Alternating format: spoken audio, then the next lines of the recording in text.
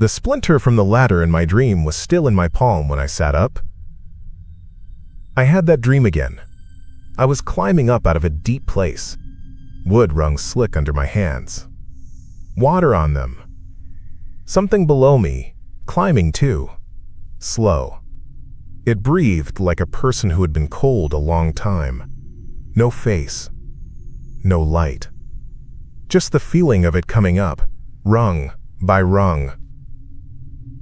When I woke, the carpet beside my bed was damp. My nails were packed with grit, the gray kind you get under old docks. I went to the bathroom and washed my hands. That splinter hurt when I pulled it free. It was dark and smelled like wet wood. I held it next to the dresser. The grain was different. Not from anything in that room. I thought, okay, this is stress. I teach middle school. I don't sleep great in the best of times. My dad used to get night terrors. Maybe it's in me too. I tried to brush it off. I swept and ran the fan. I left the splinter on the counter like evidence, like I would decide later if it meant anything. Second night, same dream. Down there again, climbing as fast as I could, and the sound of wet hands hitting rungs below me. I woke hard. Sheets twisted around my legs. The smell of stagnant water was thick. My ankles were cold. My toes left damp marks on the wood by the bed. I got practical. I poured a thin line of flour around the bed that afternoon. Silly, I know, but I wanted to see if anything walked. I propped my phone on a stack of books and set it to record audio. I texted Mara, having weird sleep stuff. Mind if I call later? She replied, come over if you need. Seriously. That night I slept badly. Dream again. The rungs creaked like they had weight they shouldn't.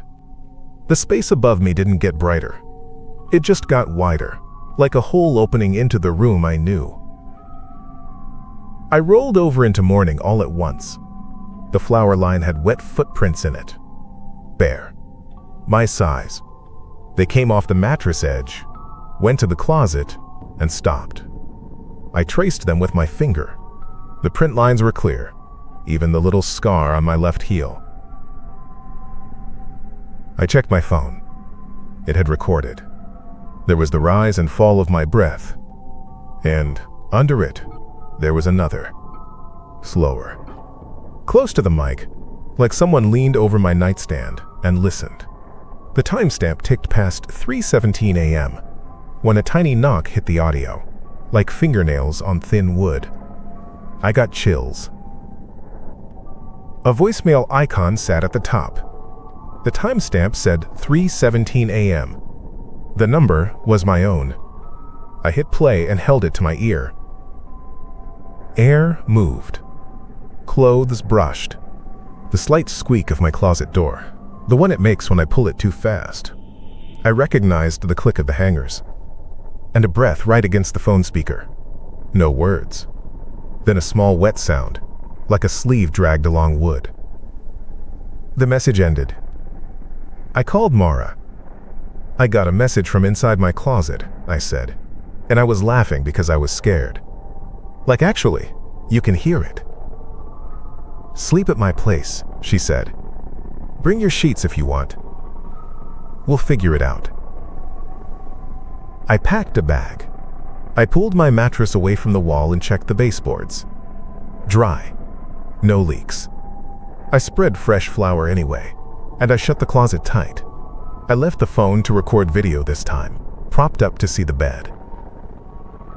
I slept on Mara's couch. I kept waking, expecting the wood under my hands.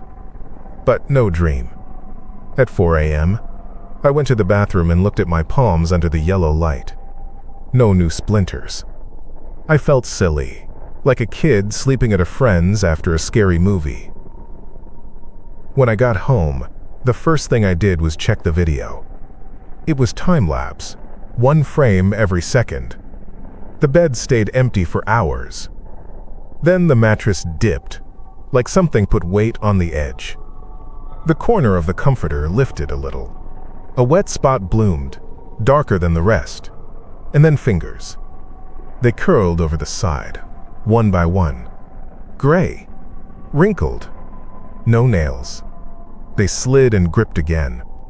I had to stop the video and breathe for a while. I hit play. The thing didn't get all the way up. It dropped back.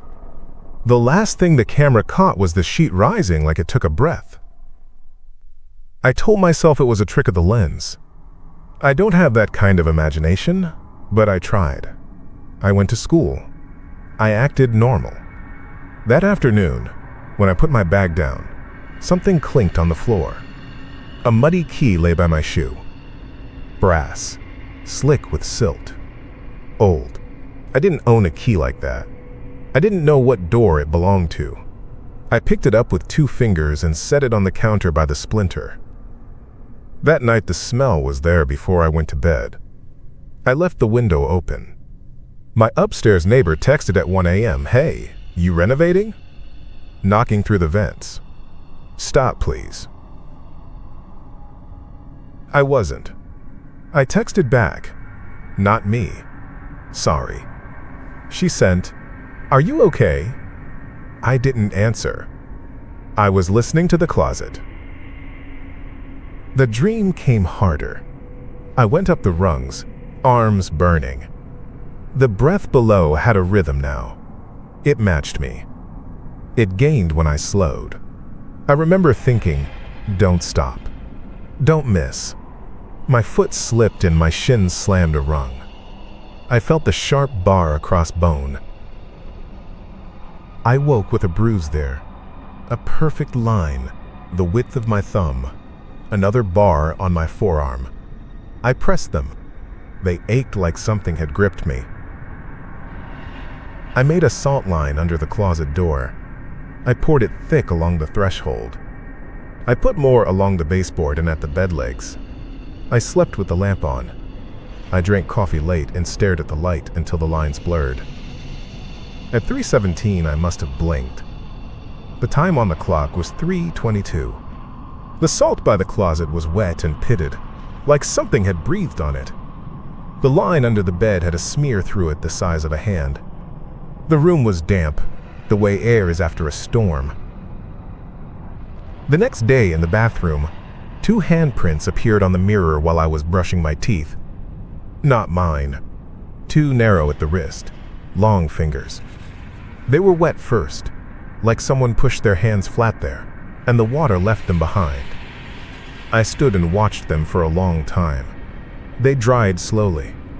The rest of the mirror fogged when I showered, but those prints stayed clear and then went matte long after everything else. I tried a therapist. I sat on a couch and told a woman in a cardigan about rungs and bruises and keys that show up. She asked if I felt safe. She asked about my dad. She gave me a sheet on sleep hygiene and a number for a sleep lab. I took it. I drank heat bitter coffee in a cafe and told myself I would make it until dawn. I didn't. I slept upright and woke when my head jerked, and my mouth tasted like the inside of a pipe. Every time I slept, there was something new. A coin on the windowsill. Old penny, heavy, black with tarnish, like it had sat in muck. A short scrap of rope by my pillow, frayed, damp. The smell came with them. It sat in my clothes. It clung to my hair. I kept the windows open even when it got cold. I moved. I told myself new walls would break it. I rented a studio across town with clean paint and a different kind of closet. I swept. I set salt lines again. I slept with 3 lamps on. The first week was quiet. Then I found grit in the sheets. Dark grit in the crease near my ankles. I woke with bars of bruises on my ribs like someone had pressed me against a ladder. The closet door had a wet handprint at knee height. My neighbor down the hall knocked and said, "Do you keep weird hours?" I hear drilling through the vent. Like, tapping? I told him no. He looked at the salt on the floor and didn't ask more. Mara offered to stay over. "Let me sit up a night," she said. "I'll film. You just sleep. We'll see it. We'll stop it." We made a plan. She brought a thermos. She set my phone and hers, one on the dresser, one on a chair. We drew a new salt line with a gap in front of the closet, thinking if anything came, it would use the easiest path. I held the rope scrap like a worry stone. She squeezed my wrist. "Sleep," she said. "I've got you." I fell fast, climbing again, arms sore. I could feel her wakefulness up above me, like a warm spot. I reached for it. The breath below kept pace. It sounded closer without sounding like it moved. I woke when Mara shook me. Her face was blanched. "You vanished," she said. "For an hour you were not in the bed. You weren't in the room." I thought it was me going crazy. I ran outside. "You weren't anywhere. And then you were back." Her sleeve was damp up to the elbow. She didn't know how. She started to talk less after that, like something pushed the words out of order for her. She moved slow, cold fingers. She wouldn't look at the closet. She kept rubbing the spot on her arm like it hurt. When I asked her where she went, she said, "Down," and then, "I don't know," and then nothing for a long time. We checked the videos. Mine showed the bed empty between frames. 1 second I was there. The next second, the sheets had settled like something climbed off. Her video caught the closet door crack open by itself and then stop on the salt line gap. There was a smear thereafter, a damp track across the boards. Her face on camera went blank for almost exactly an hour. She sat with her eyes open and didn't blink. We tried everything. I taped paper over the closet vents. I piled books against the door. I put the mirror in another room. I left the lights on and the TV playing. I didn't sleep. Then I did. The marks on my skin got darker. Parallel bars. Wrists. Ankles. Across my back, like I had lain over something narrow and hard. I couldn't watch it take more of her. I could feel how it wanted. It wasn't mocking me. It was hungry in a dumb way. Something stuck somewhere too long. It wanted a place with corners and mirrors and warm air and a lamp. It wanted my place to be its place. I decided to go and close it. I don't know why it took that long. I was tired of being hauled up the same climb. I was tired of waking to pockets full of riverbed. I told Mara, "I'm going to stop it. I think it uses thresholds. The bed edge, the closet, the mirror. I think it only comes where there's a frame." She said, "Don't." Her voice didn't sound like hers. It sounded like she'd been talking through wool. Her sleeve was damp again, though she hadn't spilled anything. "Don't go alone." "I won't. You help me," I said. "If I text you at 3:20 and I don't answer back, open the closet. Pull me out." We took the salt up from everywhere except a thick line across the room halfway between the bed and the closet. We left a clear path to the closet door. We hung the rope scrap over the knob like a lure. I kept the muddy key in my pocket. I didn't know why. It felt right. We set the phone to record. I put the coin under my tongue. I thought if I came back with a taste of metal, I'd know I was me. I lay on the bed and stared at the closet. "If it wants my place, fine," I said to it out loud. "But you only get it over me." I closed my eyes and was on the ladder fast, like I fell there. The sides were close. The wood was slick. I climbed, but this time I could feel, in front of me and behind me, the rim. The top wasn't far. The room was at the top. My room, with its cheap lamp and bad blinds, and the door with a dent near the bottom where I kicked it once. The space below was full and cold. I could tell it was tired too. Not in a way like a person, just that it had a rhythm and it wanted to keep going. It surged when I did. It matched me like a shadow. I stopped climbing. I hooked my arm over a rung and rested my forehead on my wrist. I said, "I know what you want." It didn't answer. It breathed. It got wetter. I dropped 3 rungs down. I put my back to the side. I slid until I felt the narrowness change, until I was at the place where the tunnel opened into the room. I could feel air that didn't belong down there. The seam between the world and this shaft. I pushed myself sideways and wedged my shoulders against it.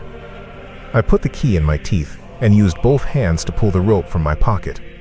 I looped it around a rung and my chest. I made a dumb knot. I pressed my feet out as hard as I could. The wood cut into my arches. The rung edges dug into my back. I became a stopper, a plug in a hole. It hit me then, not with hands.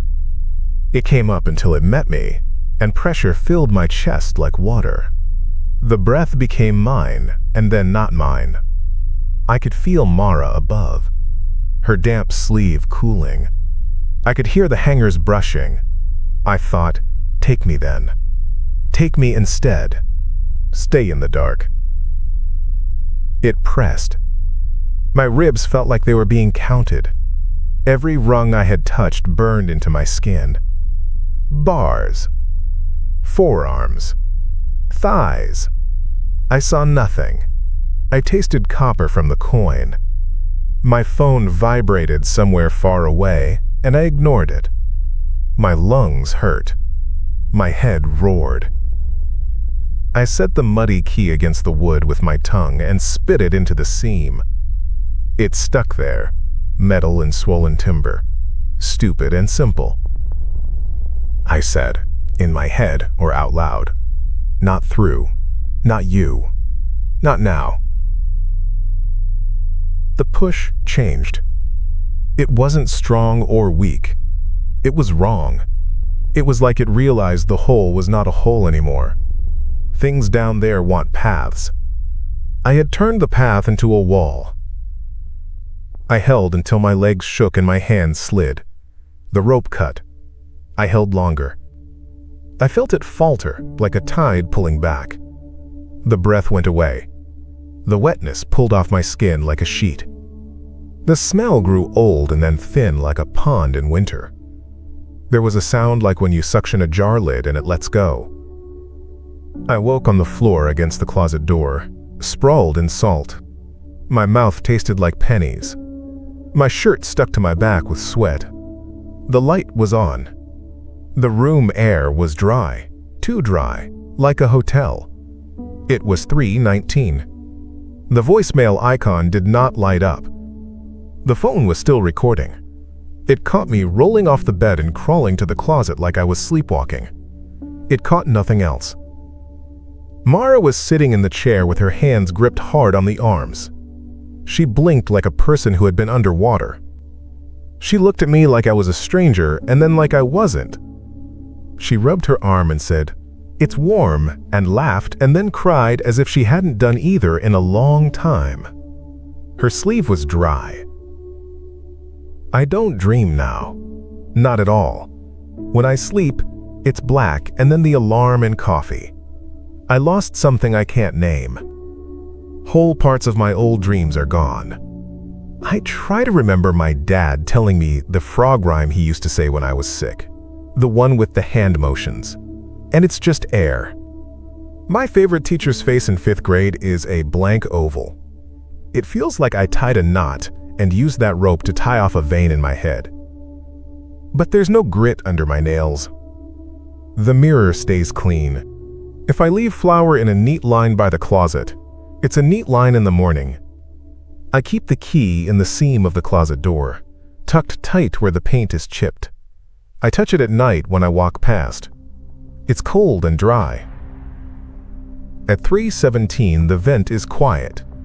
I sit up sometimes and listen out of habit. The wall clock ticks past it without doing anything special. The only sound is the hum of the fridge and the building settling and my own breath. One voice. Mine. The salt line I left across the room months ago is still there. Crisp and unbroken. A thin white bar that tells me the seal is holding.